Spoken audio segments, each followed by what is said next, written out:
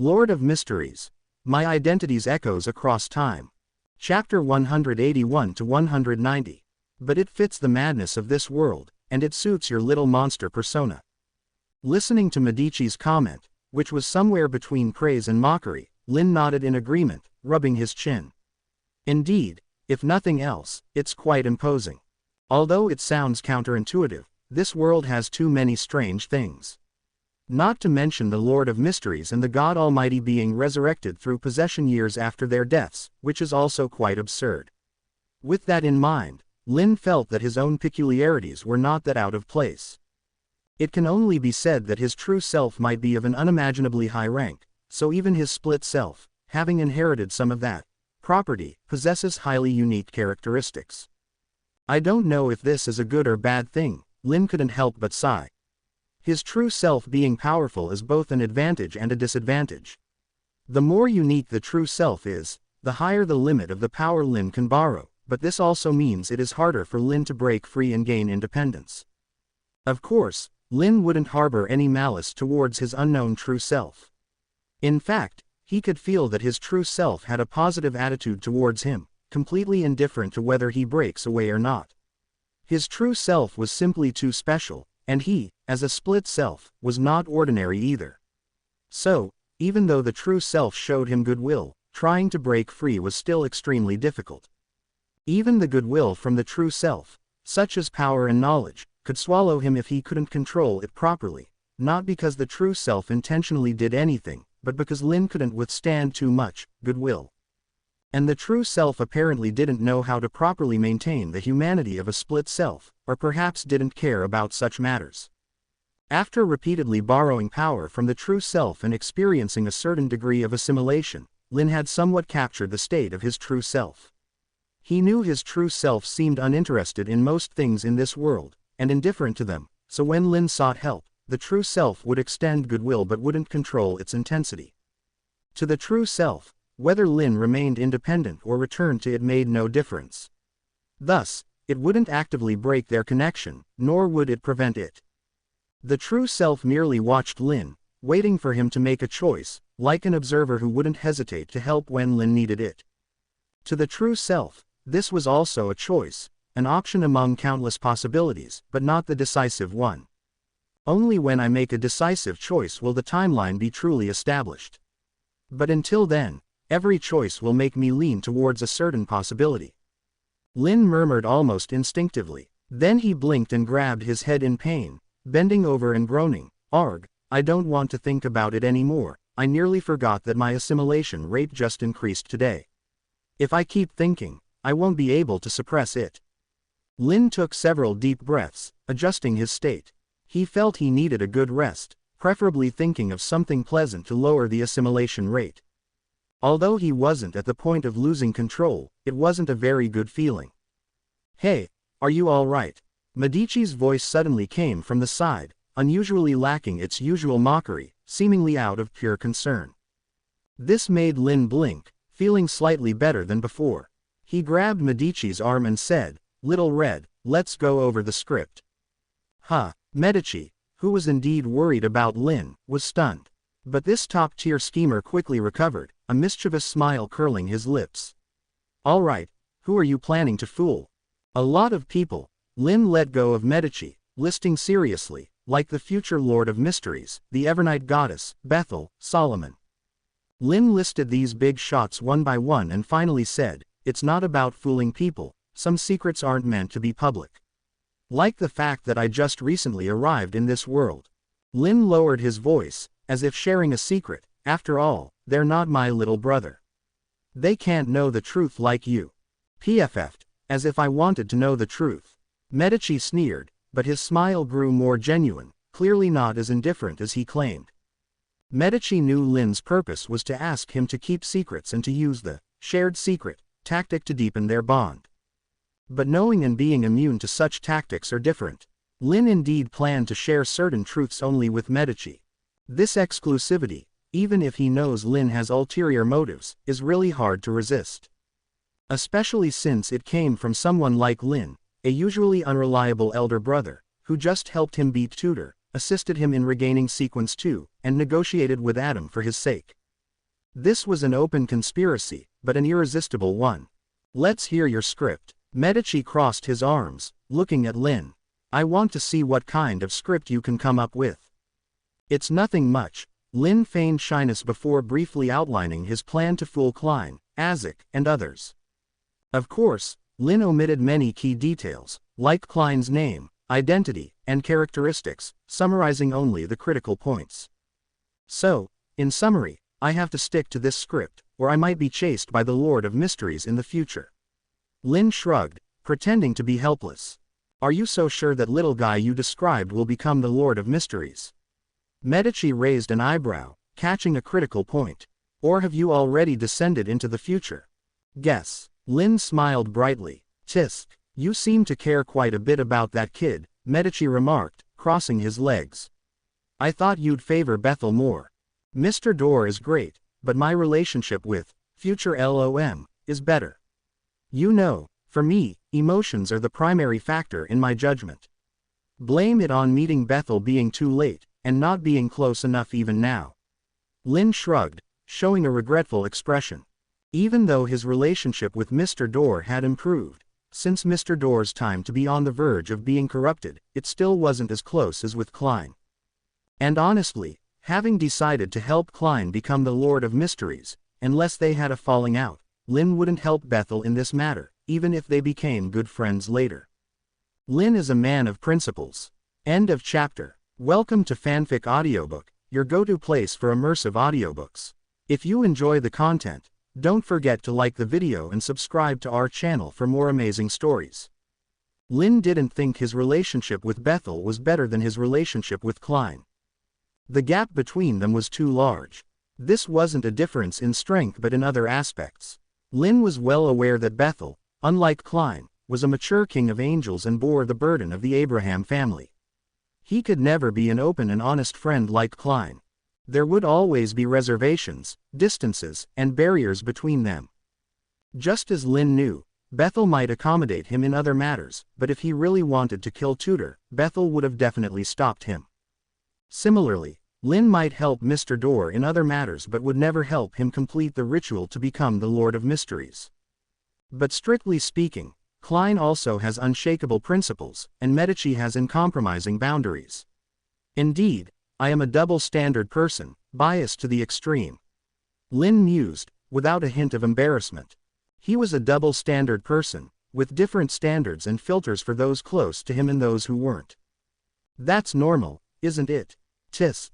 Medici glanced at Lynn, unsurprised.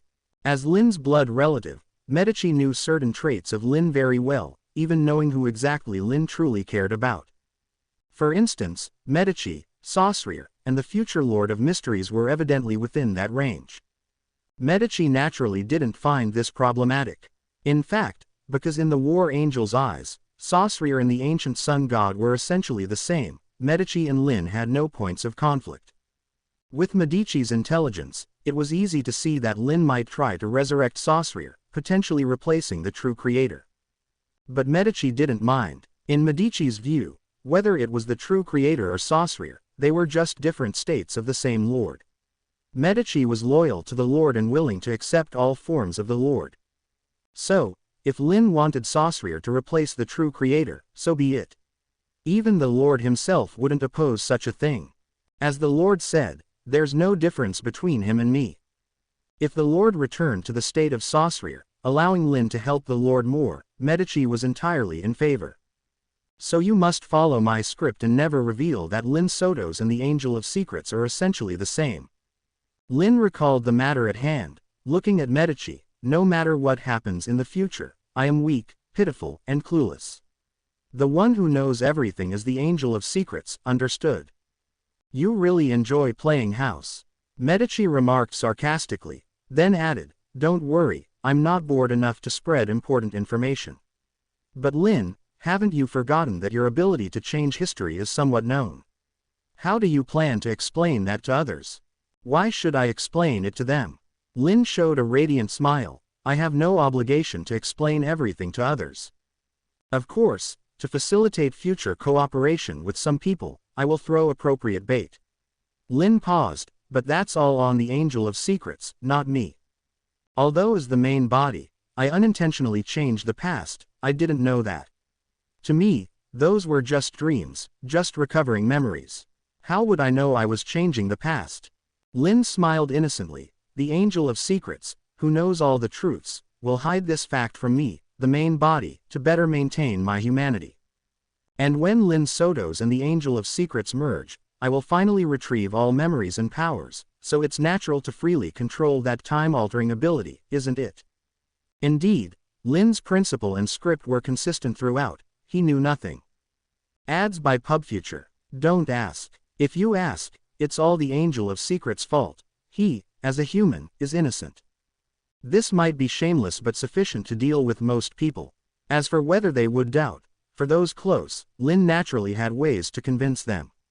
He was professional in this regard, and for those not close, so what if they doubted? Lynn didn't care. A rough script. Medici smiled mockingly, but it's enough to deal with those you intend to. Medici didn't doubt Lynn's ability to deceive, having experienced it firsthand. But it's best to have your cooperation to make the script more real. Lynn smiled, then remembered something, asking, now that you've recovered to Sequence 2, you don't have to stay trapped here. What are your plans? Just say it. What do you want? Medici glanced at Lynn. It's not about what I want, but as a brother, I'm ready to selflessly share some information.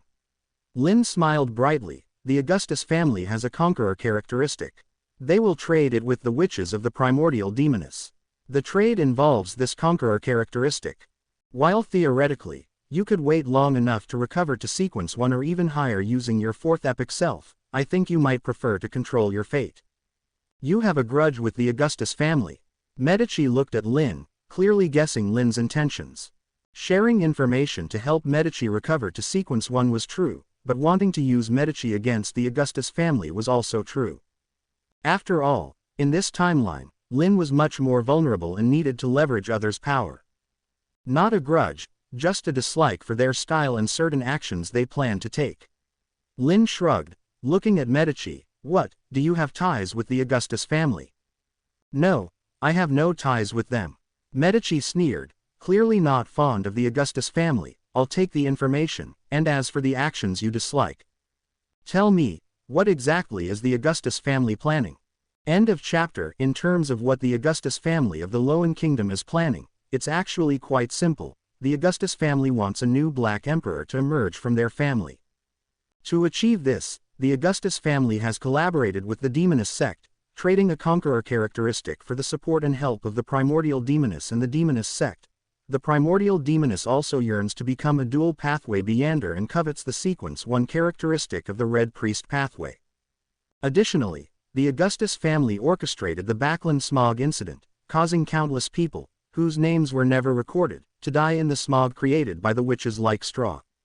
Furthermore, to ascend to godhood, the Augustus family also cooperated with other secret entities, such as the True Creator and Adam, although in this matter, the True Creator was more peripheral, not truly participating in the godhood plan of George III. The True Creator only saw an opportunity to create chaos and took advantage of it, without being a true ally of the Augustus family. The ones deeply involved were the Primordial Demoness and Adam, who was also planning godhood. It can be said that the Augustus family, to ensure the emergence of a Black Emperor, has reached a level of madness, disregarding how many people might die for this cause, even willing to sacrifice tens of millions of lives to facilitate the birth of the Black Emperor. This isn't surprising, given that the apocalypse is imminent. Any organization aware of this wishes to have a Sequence 0 backing them, and the Augustus family evidently doesn't care about the lives of mortals. In the original work, the Augustus family's plan naturally failed, stopped at the last moment by Klein and others. At this point in time, the Backland smog incident is still far off, and Lynn obviously cannot turn a blind eye to this. Having chosen the side of light, if it were something unstoppable, like the awakening of the original creator, he might have no choice. But for a preventable tragedy, Lynn naturally doesn't mind stopping it. Moreover, how could I let you create a Black Emperor? Both Solomon and Russell are on my side, Lynn muttered to himself. Since Solomon is Medici's ally, he is half an ally of his as well. Although Lynn hasn't officially met Emperor Russell yet, having read the original work, he already considers Russell one of his own. In this case, Lynn would never let George III become the Black Emperor, cutting off these two's chances. Although Lynn is also troubled about how to handle two Black Emperors, it's a problem for his side, not something the Augustus family should decide. As for why to seek Medici's help, it's obvious. Why not use an available tool? And as long as Medici successfully obtains the Conqueror characteristic, he can directly upgrade to Sequence 1 Conqueror, which would be a great help to Lynn. Lynn cannot frequently use his true body's power, so naturally, the more high-end strength around him, the better. Medici is clearly someone Lynn can trust, use freely, and who is willing to help him. Quite ambitious, aren't they? The Augustus family wants a new Black Emperor. Medici mocked after listening to Lynn's account, quickly grasping the situation.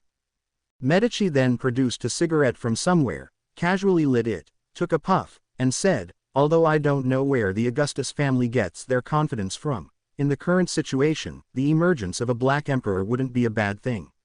Even the so-called Seven Gods probably wouldn't oppose it. Of course, a Black Emperor can emerge, but they must be one of ours," Lynn said bluntly.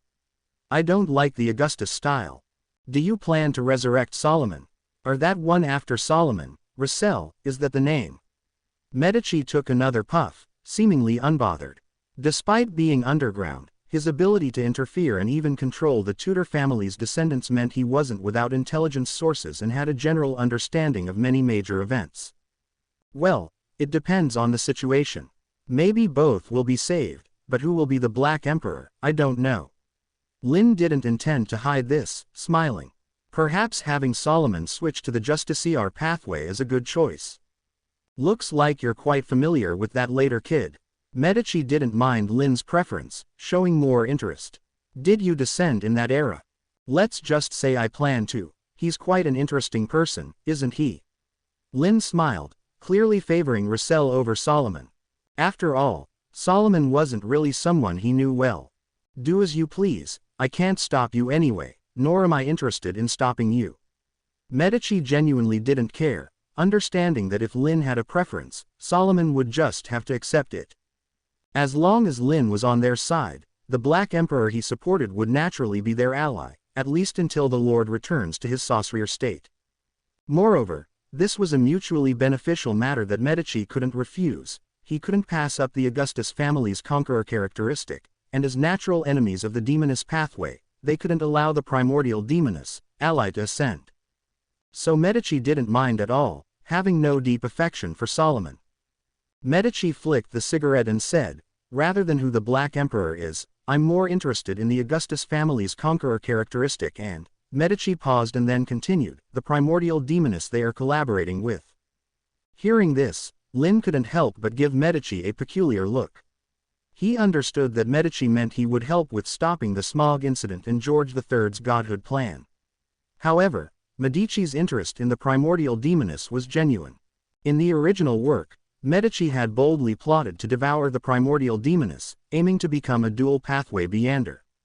Though the plan was repeatedly thwarted by Amon, demonstrating that Little Raven is untrustworthy, and one should never cooperate with Amon. Lynn didn't mind Medici wanting to become a great old one. After all, it wasn't the fourth pillar of the darkness, death, twilight, red priest, Demoness. Suddenly, his face assumed a peculiar expression, stemming from recalling an important matter. "Little Red, if you really devour the primordial Demoness, will you become a woman?" Lynn couldn't help but ask, a mix of curiosity, expectation, and schadenfreude on his face. "Then would I have a sister? How should I address you, Holy Maiden of Red? Red Witch, maybe Medica." End of chapter.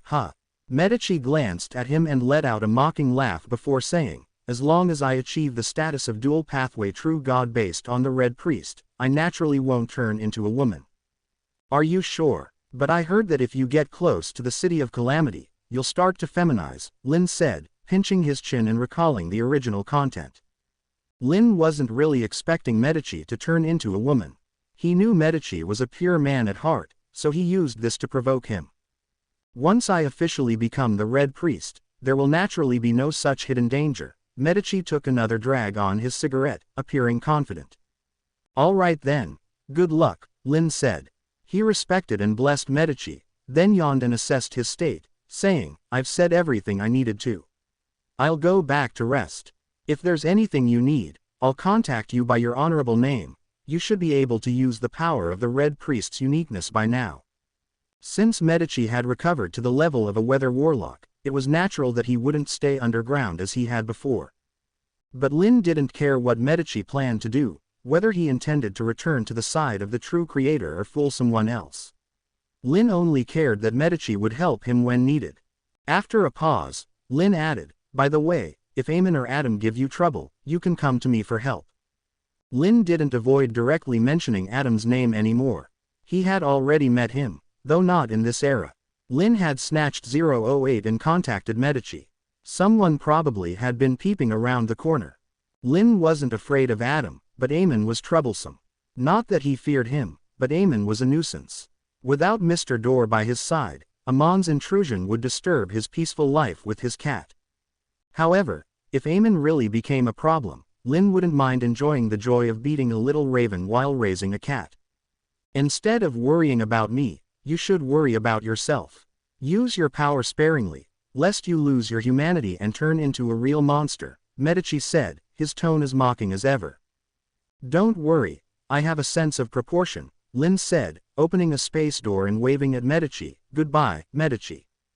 Goodbye, Sotos, The Lowen royal family was unaware that their plan to become gods had already caught the attention of two angels, and not ordinary ones but those at the top tier. Meanwhile, after telling Lynn the story of his past, Klein returned to 15 Minx Street. Despite his confused and conflicted mind, Klein suppressed his emotions and wrote his application to advance to Sequence 7 Magician overnight. He submitted it to the Evernight Church early the next morning. The Evernight Church was surprised by Klein's quick application for advancement. But as Klein had guessed, despite the surprise, the church quickly approved his application. That afternoon, Klein was summoned to the underground of St. Samuel Cathedral, where he drank the magician potion under the witness of the sword of the goddess, Crestet Sesimir. The magician potion looked as splendid as the clown potion but tasted just as bad. If Klein hadn't been mentally prepared, he might have spat it out because of the terrible taste. However, the potion had no pleasant flavors, with most being inversely proportional to their appearance. Since Klein had fully digested the clown potion, his advancement went smoothly. But even so, he felt the increasing difficulty of the process. Even with the perfect digestion of the clown potion, it was this challenging. No wonder those Beyonders who don't know the acting method can only advance with time, Klein thought, sympathizing with the Nighthawks who usually took years to reach Sequence 7. Crestet Sesimir, seeing Klein's successful advancement, sighed in relief. He was there to assess Klein's potion digestion and ensure no lies about the digestion progress, as well as to oversee the advancement to prevent any mishaps. Though not many failed at the Sequence 7 stage, it wasn't rare either. Despite believing in Klein's potential, he had to be cautious. Fortunately, the advancement went smoothly. Congratulations, Klein. From today, you are a mid-sequence Beyander. Welcome officially to the Red Gloves, Sesimir said with a smile. He then couldn't help but add, honestly, I didn't expect you to advance so quickly. I thought it would take another 2 months. You truly are a genius. Klein's advancement speed impressed Sesimir, making him understand why the goddess paid so much attention to Klein. It wasn't just because he was favored by the Angel of Secrets, but also because Klein was a genuine genius. Feeling a bit embarrassed by the praise, Klein humbly smiled and replied, I was just lucky, I'm not really a genius. He attributed his swift digestion of the clown potion partly to luck. Without the script from the Angel Fellow, Klein wouldn't have grasped the essence of the clown and digested the potion so quickly. Thinking about it, maybe someone did it on purpose, Klein muttered internally, glancing at Sesimir. He sighed slightly in his heart. Before, Klein had a faint hope that he wasn't under special attention from the Evernight goddess. But now, that hope was completely gone. He understood that a normal Sequence 7 advancement application wouldn't be approved so quickly. It usually took days, especially with such rapid potion digestion. Multiple reviews were common, and Crestet Sesimir's personal involvement was highly unusual. These special treatments clearly indicated that the church was closely monitoring him. End of chapter, or more accurately, it was the Evernight goddess who was focusing on him. Thinking of this, Klein couldn't help but sigh inwardly, his emotions becoming increasingly complex. Maybe when I was promoted to clown, the reason Mr. Sesimir came to assess me personally was due to the goddess's secret arrangement. Klein carefully recalled his experiences since crossing over, and for a moment, he couldn't determine how much of it was coincidence and how much was orchestrated by others. After all, though Klein hadn't been in this world for long, his experiences could indeed be called rich. Fortunately, thanks to a certain angel, Klein had long been mentally prepared for this. Although he sighed a little, he accepted the reality. At least for now, neither the Angel of Secrets nor the Evernight goddess seemed to want to harm him. Klein muttered to himself as he moved his body and finally had time to feel the changes brought by the potion. The Magician Potion bestowed Klein with abilities true to the name, Magician. He could distinctly feel that his hands had become more dexterous, his movements more agile, and he now had the potential to become a top-notch magician. However, this didn't mean Klein could immediately become a top-tier magician, as skills still required practice. Besides the physical changes, the magician also brought Klein several abilities. Although none were particularly offensive, they still made Klein's eyes light up, such as damage transfer, flame jump, and air bullet. With these abilities, Klein's ability to survive had greatly increased, and his mobility in combat had also improved. Combined with the greatly enhanced spirituality after advancing to Sequence 7, Klein even dared to say that if he encountered that devil dog again, with creeping hunger, and the devil revolver, he could truly kill it alone. After all, Klein now lacked neither mobility nor control nor attack power. Even his physical shortcomings were compensated for by the devil revolver's self-enhancement mode. While fighting a Sequence 5 might still be challenging, against Sequence 6, Klein was confident he could handle most opponents. Xness. Of course, other abilities were not useless either. Abilities like flame controlling, illusion creation, underwater breathing, bone softening, drawing paper as weapons, and paper figurine substitute could also be used in various situations. In addition to these 9 abilities, the Magician Potion gave Klein the skill to cast spells quickly. Now, he could even cast spells or spell-like effects with a simple gesture without incantations or infusing spirituality, greatly reducing vulnerabilities during combat. In short, although the Magician Potion was somewhat unpleasant to drink, the abilities it granted were mostly practical. The only drawback was the lack of powerful offensive abilities. However, for Klein, who already had the devil revolver, this was not a problem. How should I play the role of a magician? By conventional understanding, a magician should need a dazzling performance. After understanding the new abilities, Klein almost instinctively began to think about how to play the role of a magician. Regarding Klein's promotion to magician, Lynn naturally had some reservations. However, he didn't specifically go to the underground of St. Samuel Cathedral to witness it but was happily using his main account to slack off while manipulating his second identity from the 4th epoch to forge the genealogy of the Abraham family. Strictly speaking, it wasn't exactly forgery because Lynn was openly directing the old butler to modify the genealogy under Bethel's witness. Is this enough, young master? Don't you need to add more content? The old butler asked with a kind smile after finishing the genealogy, looking at Lynn as if he were his own long-lost child, seemingly unconcerned about Lynn messing with the Abraham family's history. Or perhaps it wasn't just random changes.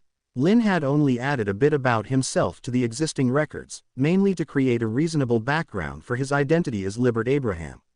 He hadn't altered much else. This was one of the reasons the old butler not only didn't object but also actively helped with the genealogy. In this old butler's eyes, Lynn's actions weren't about changing the Abraham family's history but simply making his identity more official, similar to being entered into the family register. Even Lord Bethel didn't object. Ads by PubFuture. Bethel, thank you, but I don't dare oppose it. Not to mention that Lynn was merely formalizing his fake identity. Given his current status, it would naturally be recorded in the genealogy during the next update. So, What's the difference if it's done sooner or later? It's better than him causing trouble outside. Bethel's requirements were really low in this regard. He just hoped the troublesome child wouldn't cause too much commotion. Let's leave it at that for now. Writing it all at once would make it less interesting. Lynn nodded, then pulled out a notebook made of parchment from who knows where and handed it to the old butler. Please put this diary with the important family documents, and make several copies to distribute. Spread the word that the diary contains major secrets and that deciphering these secrets could grant a complete pathway potion formula or some treasures. Of course, Mr. Butler, you can read the diary first. I don't mind, Lynn added with a smile. Hearing this, the old butler was momentarily stunned. He hesitated for a second before opening the diary, only to frown immediately. The diary was written in a language he didn't recognize. The old butler was sure that the square characters weren't from any language he knew. Was this a secret script created by Libert? This old butler speculated internally. Although he didn't understand Lynn's purpose, he still nodded and said, "Rest assured, young Master Libert. I guarantee that before long, the entire Tudor Empire will know about this. I look forward to it." "Thank you, Mr. Butler," Lynn sincerely thanked him. End of chapter. TN. Check out the new translated fanfic, Life of a Villain starting from the Naruto world.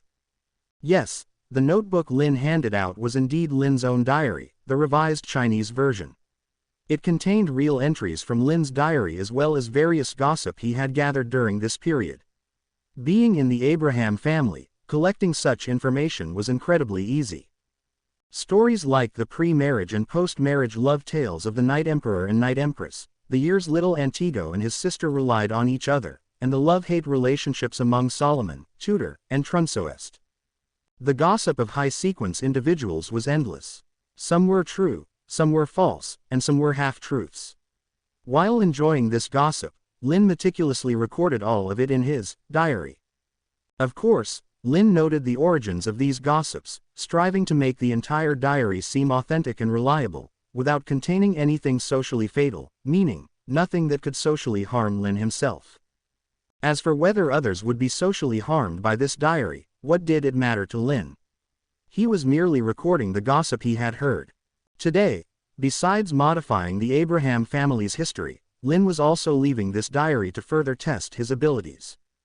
Lynn wanted to see if these modified entries in his diary could smoothly pass down through the ages, and how future descendants of the Abraham family would be affected. Would they, like Medici, notice the discrepancies after being reminded, or would they accept these as original history without realizing anything had changed? Moreover, this diary is something I personally created. If it could indeed be passed down to future generations, how would the gaps in history be filled? Would it remain blank like Medici's case, or would history automatically fill it in? Lynn thought, his smile widening. This diary, specially written in Chinese, was a gift for Russell and Klein. Lynn was curious if Emperor Russell would find this diary and if Klein in the fifth epoch would discover its remnants. This was also why he had Butler spread rumors about the diary. Valuable things were easier to pass down, just like the cards of blasphemy. Besides, Lynn wasn't lying. He did write down a complete sequence of a god's potion formula and planned to prepare some treasures. Whether future generations could obtain these things depended on their capabilities. Lynn was merely conducting an experiment and indulging in some mischief. "What are you planning to do?" Bethel, who had been observing all along, was puzzled. At their level, possessing a complete god's pathway potion formula was nothing special. Bethel couldn't understand the significance of Lynn's actions. Even if it was to fish for something, the bait seemed insufficient. "Just an experiment, nothing important," Lynn said with a smile, avoiding the topic. He then turned to Bethel, smiling. "Speaking of the diary, Bethel, when are we leaving to meet Will?" "We can go now." Bethel, seeing Lynn's clear intention to avoid further discussion about the diary, wisely chose not to pursue it. When Lynn mentioned a certain snake of Mercury, Bethel's conscience ached slightly, but he decisively chose to sell out the snake. "We can go to Will's previous residence first. If he's not there, I know a few areas he frequents, and we can find him gradually," Bethel said, pressing his aching chest but remaining calm and composed. "Thank you, Bethel, Lynn's eyes brightened instantly. Meanwhile, at a certain Snake of Mercury's residence, Will, who had been enjoying his handmade cream ice cream, suddenly sensed something, looking in a particular direction with a darkened expression. They're coming already. Should I run away? Will hesitated. He could roughly sense his fate and knew that whether he ran or not, the outcome wouldn't be great. But it wouldn't be terrible either. From the feedback of his fate, it seemed he would only be teased. So, who exactly has set their sights on me? Will muttered, appearing to stare at his ice cream but with unfocused eyes, clearly deep in thought. Finally, Will sighed. Forget it, I won't run. They'll find me sooner or later anyway, he said, puffing his cheeks, making him look very childish and cute. Will had recently restarted and looked about 7 or 8 years old, a tender child. I can't believe anyone would shamelessly bully a child, Will muttered, as if trying to boost his confidence or deliberately say it for someone to hear. Ads by PubFuture. To be honest, if it were a normal child, I wouldn't bully them. I'm not that petty.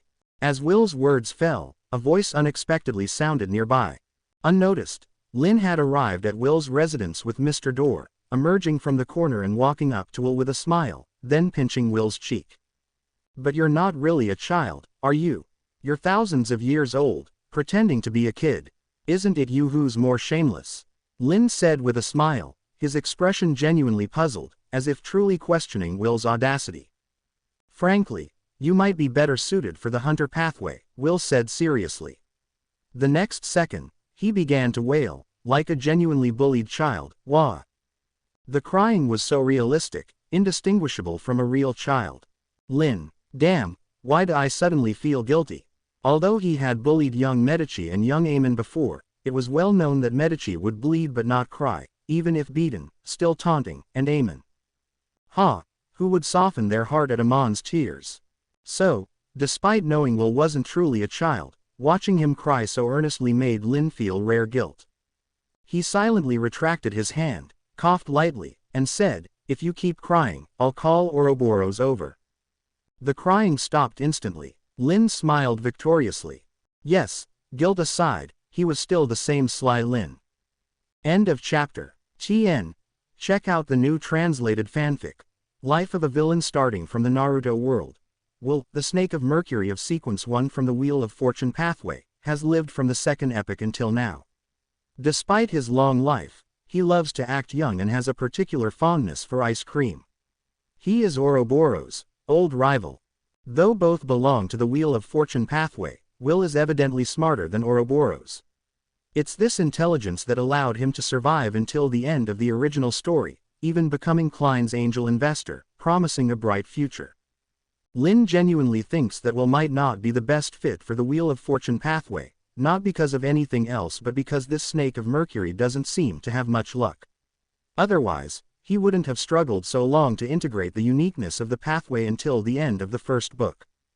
Lynn quite admires Will's decision at the end to consider Klein's state and abandon the integration of the uniqueness. But comparing Will's experiences with other genuine lucky individuals, like the god of steam and machinery or Antigonus, highlights the differences among individuals. Some people don't even fully digest their Sequence 1 potion and can become gods with a single gulp of Paragon potion, even receiving support from a transmigrator, later on to perfectly digest the potion. Others repeatedly escape death and even get saved when they lose control. Although they might wake up feeling like they had a dream and dare not move, their luck cannot be underestimated. As for Will, despite holding the uniqueness of the Wheel of Fortune, he couldn't find the opportunity to integrate it for years.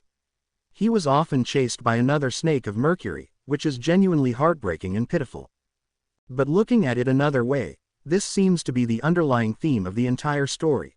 The conspirator dies from loyalty, the witch dies from love, the traveler gets lost in the journey, the knowledge seeker loses control due to knowledge. Considering this, it seems quite reasonable for the Snake of Mercury from the Wheel of Fortune pathway to have bad luck. Thinking about this, Lynn couldn't help but marvel at the underlying rules of this world, which seem filled with a certain dark humor. While Lynn was lost in thought, Will began to sob again. At this moment, he resembled a child who couldn't stop crying after a major outburst, trying hard to control his sobs but failing. One couldn't help but feel that Will looked more pitiful now than when he was wailing, more like a child. Even Bethel, who was silently watching from the side, couldn't help but glance over. What kind of people had he associated himself with? Bethel's expression was slightly peculiar. Whether it was the coquettish child like Amon or the obviously sympathetic crying Will, they made Mr. Dorr feel like he was gaining new knowledge. Before meeting Lynn, Bethel had never seen his old friends in such peculiar states. Even though he had occasionally met the young Will during resets, Bethel had rarely seen him behave so childishly, usually maintaining his Sequence 1 demeanor. This made Bethel almost instinctively look at Lynn. The ancient boy was evidently a bit lost in thought, but his mischievous smile was still as familiar to Mr. Dorr as ever. After spending this time together, Bethel naturally understood that despite Lynn's mature and steady side, he was fundamentally like a mischievous child. He even showed a well-behaved side occasionally in front of his butler. Although Bethel didn't understand why Lynn acted so obediently in front of his butler but displayed his mischievous nature freely in front of him, he was even more puzzled by another question: why did all his old friends have such childish sides? Could it be that becoming a child really helps maintain one's humanity? Bethel fell into contemplation. Always mature, steady, serious, and rigid, he now had a subtle thought: should he also change his image to something younger? Otherwise, he felt somewhat out of place. Even though he couldn't change his appearance as easily as those on the Fool pathway, for Bethel, who was a worm of the stars, changing his form wasn't difficult. Be bold. I think you can definitely change to a child form of yourself, and relive your childhood. Lynn, snapping out of his thoughts, encouraged Mr. Dorr as if he knew exactly what Bethel was thinking, speaking with great confidence. As the saying goes, some people spend their whole lives healing their childhood, while others heal their whole lives with their childhood. Childhood is important to many people, so reliving it might help you maintain your humanity. You wouldn't want the will of the Lordofthemysteries to awaken too much, would you? So why not experience life more? Lynn's expression was quite expectant as he finished speaking. Ads by PubFuture. He had already seen Child Medici, Child Amon, and even pinched Child Will's cheeks. He was really curious to see a child Mr. Dorr. It sounded very interesting. Maybe I could even invite Antigonus to join the fun in his child form, and host a tea party with the child versions of the Cowardly Three. Just thinking about that scene gave Lynn the urge to paint it. He even thought this scene would be perfect for his diary, to be shared later as a gift for Russell and Klein. Lynn never intended to spread his diary just once. After all, the diary is updated daily, and if interesting things happened in the future, he would naturally write new diary entries to spread. Seeing Lynn's expectation, Mr. Dorr felt bitter inside. For someone who was usually serious and stern, putting up with Lynn's mischief without trying to stop him already took all his energy. He really didn't want to become Lynn's amusement. To be honest, Mr. Dorr felt that his humanity had become much more stable during this period. Mainly because running with Lynn required a strong heart, and with fluctuating emotions, Mr. Dorr's humanity naturally stabilized. Even though, Bethel, you can't reset to wash away madness and divinity like me, but experiencing childhood and acting as a child for a while might really help you maintain your humanity, Will said at this time, still hiccuping from his earlier sobbing but speaking earnestly. It was hard to tell if he genuinely wanted to help Mr. Dorr maintain his humanity or simply wanted to drag someone else down with him. Bethel then looked at Will. After a brief eye contact, both saw the same message in each other's eyes. If I have to suffer, you will too. The friendship among the high-ranking angels of the fourth epoch was indeed genuine, just like the plastic camaraderie among the Cowardly Three, truly admirable. End of chapter. TN. Check out the new translated fanfic, Life of a Villain starting from the Naruto world. Indeed, Will, you feel the same way. Lynn clearly saw through the angels' mutual scheming, but he didn't expose them. Instead, he smiled at Mr. Dorr and said, Bethel, why not give it a try? If you're shy about doing it alone, we can invite Antigonus and Amon. I'm sure they'd be very willing to transform into children with you. Bethel, are you sure they'd really be willing? Although he had many retorts in his mind, Bethel knew that Lynn's words, despite the exaggeration, had a high probability of coming true. Bethel could already imagine how the cowardly Antigonus, who had always been terrified of Lynn, would react. Fear was certain, but for a faceless, turning into a child was nothing significant. In his quest to become a fool, he had played many roles. Becoming a child, or even a foolish dog, wouldn't be a problem. As for Amon, who had previously suffered, he had evidently overcome this psychological barrier and had become quite adept at acting cute. But Bethel Abraham, Mr. Door, the top man under a true god, had never truly played the role of a child. In Bethel Abraham's memory, childhood was a distant recollection, almost forgotten. During the era when the ancient sun god suppressed other Beander races, he, as the heir of the Abraham family, was deeply immersed in learning and combat every day. Bethel's childhood had few leisure memories, only parchment filled with knowledge and countless slain monsters, a childhood too harsh for a normal child. But Bethel didn't think it was bad. He knew that, as the support of the Abraham family, he was destined to be different from ordinary people from birth. The family responsibilities and the inherent dangers of that era left him no time to relax. He didn't mind that life. He enjoyed knowledge and combat. Yet, Bethel most loved traveling, witnessing different landscapes and people worldwide, and recording these experiences. Bethel Abraham was, in a sense, a natural-born traveler, with an innate passion for exploration. Did Bethel regret anything? He didn't know. Had he ever envied the other children in the family, playing and gossiping together? Maybe for a moment. Bethel suddenly took a deep breath, feeling perhaps corrupted, and abruptly asked, "Is there truly no strange corruption coming from you?" Probably not. Even if there is, you already have a part of the Lord of Mysteries, Will. One more won't make a difference. Lynn mused, then shrugged with a, "You might as well accept it, look." So, there might be corruption. Bethel's lips twitched, feeling an urge to sigh. He did sigh and then asked softly, "Can't you say something more reassuring?" Though he said respectfully, the words carried a helpless complaint. "I could lie to you, but," Lynn paused, looking at Mr. Door seriously, "do you want to be deceived?" Bethel fell silent. He admitted he preferred the truth, even if it's harsh. "Don't worry, even if there is corruption, it won't forcibly change your will like the Lord of Mysteries, Will." Lynn winked. "I'm not that kind of person. I have much more of a moral compass than that contemptible god." Bethel's eyelid twitched, asking almost instinctively, "Do you know the Lord of Mysteries?" Will, quietly observing, was also surprised. Their interaction revealed a lot, even without critical information. This question, Lynn thought of the original plot about the Lord of Mysteries and smiled mysteriously. "I can know him." Not wrong. Theoretically, he could know anyone, past, present, or future. Ads by PubFuture. Bethel and Will pondered this. Knowing or not knowing is straightforward, but "can know" was ambiguous. It couldn't mean he hoped the Lord of Mysteries would resurrect, right? Bethel's heart skipped a beat. He looked at Lynn, who seemed to understand and smiled. "Don't worry, I don't intend to resurrect the Lord of Mysteries. A completely indifferent Lord of Mysteries doesn't align with my core values. I'm on the side of light," Lynn said, then looked at Mr. Door. Perhaps due to aftereffects, Lynn seemed to see Bethel's future, corrupted by the mother goddess of depravity. "Bethel, do you really want to be the Lord of Mysteries?" Lynn asked suddenly. Bethel paused, recalling Lynn's previous words. After a few seconds, he said, "I do have this desire, but if I can't, I might pass this responsibility to someone more suitable." Bethel didn't have to be the Lord of Mysteries. His ambition was for the world's safety.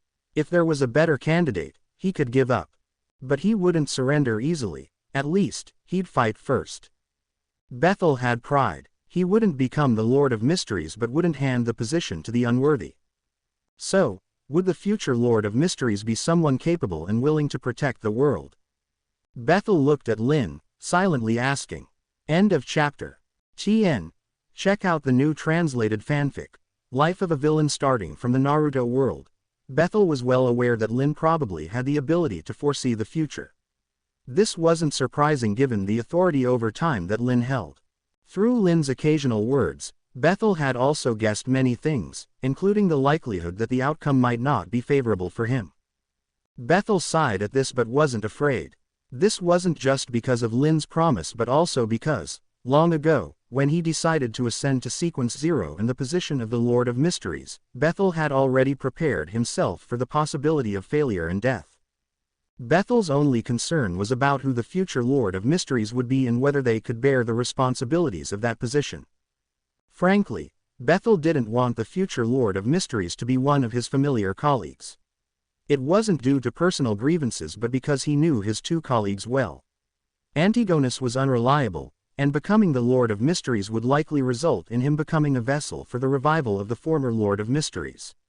As for Amon, it was better not to mention him. Bethel didn't think this trickster would be willing to take on the responsibilities of the Lord of Mysteries. However, if there was no other choice, Amon might be the only candidate, at least in terms of capability. Bethel sighed internally. Although he didn't want to hold a pessimistic view of the future, it was inevitable that his mood soured a bit. As Bethel silently pondered, Lynn understood his expression. Lynn paused for a few seconds, then flashed a bright smile. That will be an excellent child, with both the ability and the sense of responsibility to become the Lord of Mysteries. I really like one of his sayings: there are always some things that are more important than others. There are always some things that are more important than others. Bethel muttered these words softly, savoring their deep meaning. After a long while, he exhaled, as if he was also expelling the knot in his heart, and looked at Lynn. It seems he indeed is a remarkable person. Bethel didn't ask who the future Lord of Mysteries would be, what they would look like, or when they would appear. Lynn didn't bring it up either. Both displayed an unspoken understanding, not crossing that line. Lynn's attention then returned to the matter of turning Bethel into a child. He barely concealed his anticipation and continued to stoke the fire. So, about turning back into a child to relive your childhood and make up for its regrets, do you really have no thoughts on this, Bethel? Hearing this, Bethel snapped out of the conversation about the Lord of Mysteries. He gave Lynn a peculiar look and suddenly asked, "Libert, don't you have any childhood regrets to make up for?" Lynn pinched his chin, recalled his childhood, and glanced at his first Smurf account. Then he said seriously, "Actually, I do. But," he looked at Bethel and smiled, "how do you know I'm not making up for my childhood now? Maybe I'm enjoying my youth in front of you while being a carefree child elsewhere." Lynn's words were subtly hinting at Mr. Dorr about his ability to exist in multiple timelines. Though Lynn wasn't planning to reveal the truth to Mr. Dorr, he didn't intend to hide his existence in different timelines. After all, this couldn't be hidden. Anyone who lived to see the altered history would know about his multiple Smurf accounts. But Lynn didn't plan to outright say it. Some truths are more interesting when guessed. What does it mean to be a carefree child elsewhere? Does Lynn have other incarnations? That seems possible. Bethel didn't immediately guess the truth, which was too unbelievable for people in this world. Unless the truth was in front of them, it was hard to believe. Bethel just speculated that Lynn might have different avatars, which wasn't unusual for high-sequence individuals. Not to mention the family of schemers who specialized in multiple identities. Even common high-sequence individuals often created a second identity. However, Bethel couldn't entirely dismiss his premonitions. The truth was just too absurd to accept. Nonetheless, Lynn's attitude made Bethel completely abandon his struggle. He knew that someone who could easily overpower even the Blood Emperor and was both gentle and domineering wouldn't give up once he decided something. If Lynn decided to turn Bethel into a child, he would persistently pursue it until he succeeded. Since that was the case, why not agree from the start? It wasn't a big deal, and Bethel did have regrets about his childhood. Bethel thought, his expression stiffening. He felt he might have been subtly influenced by Lynn again but was helpless to change it. Ads by PubFuture. Never mind, let's go with it. Bethel thought, almost resigned. It wasn't about having a weak mind but having to deal with someone as persistent and capable as Lynn.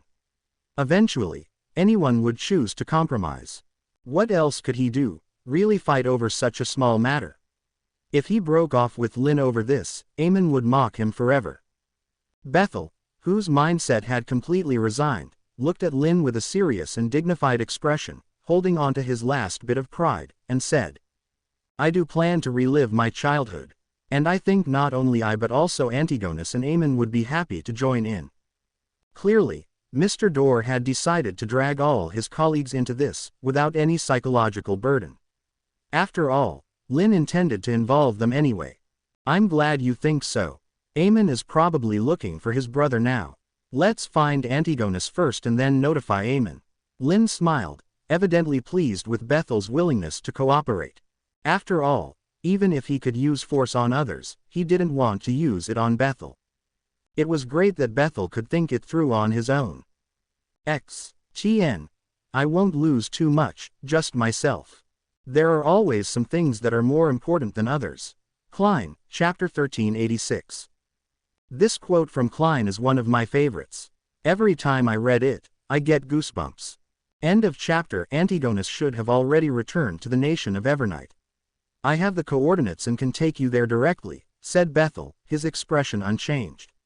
He should be quite surprised by your arrival.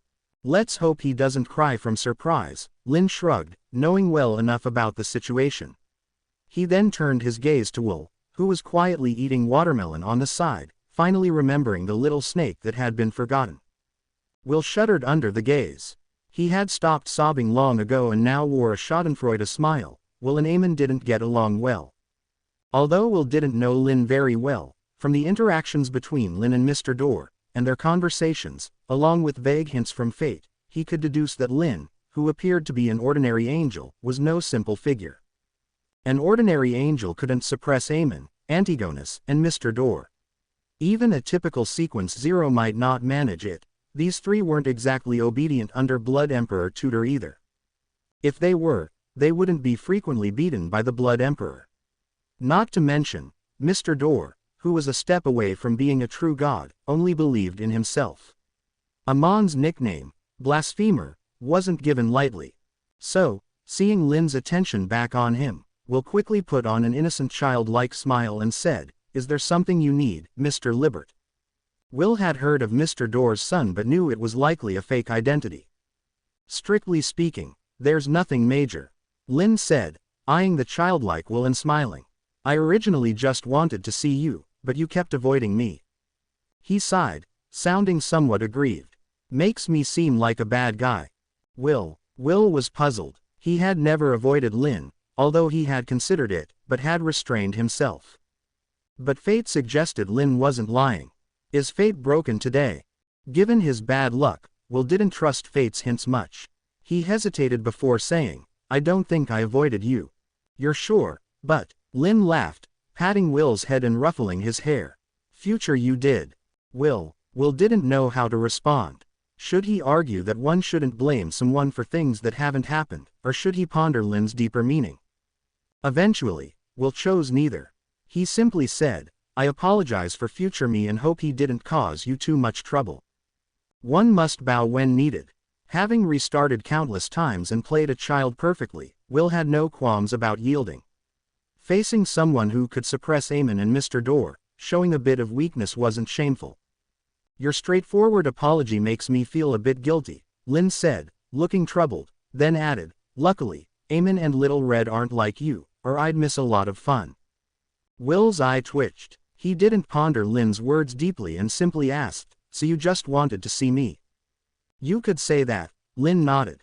"But it would be great if you could help me with something."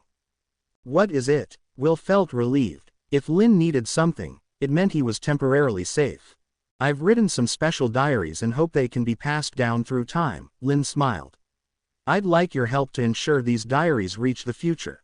The Abraham family alone couldn't guarantee the diaries' survival. Time erases traces, and the Abraham family was on the brink of extinction." Lynn didn't rely solely on the Abrahams for his diary's survival. He needed a second insurance. As an observer of the four emperors, war and an investor in Klein as an angel, as well as someone on the Wheel of Fortune pathway, Will was the perfect candidate. Diaries. Will was puzzled but agreed. "I'll do my best." Ads by PubFuture. "Thank you," Lynn said politely, adding, "If you encounter me in the future, you can also give me some diaries. Just a few pages will do. Good children shouldn't get too many rewards at once." Will was momentarily stunned, not understanding Lynn's purpose. After a thoughtful pause, He said, I will. Lynn smiled. He instructed this way to ensure his script closed neatly. In the fifth epic, if he met Will, he would pretend not to know him, only the Angel of Secrets knew everything. Lynn planned no slip-ups. After finishing his business, Lynn turned to Bethel, eager. Bethel, let's find little Antigo. I can't wait to hold a tea party. No problem, Bethel said calmly, opening a space door. The two stepped through, leaving Will to breathe a sigh of relief. Easier than I thought, Will muttered, staring at the closed space door, feeling melancholic. He had a premonition he would see Libert Abraham again soon. Hopefully, next time, Libert's attention would be elsewhere. Will saw clearly that he was spared due to the distraction of Mr. Door's child form. Otherwise, Libert would have surely teased him.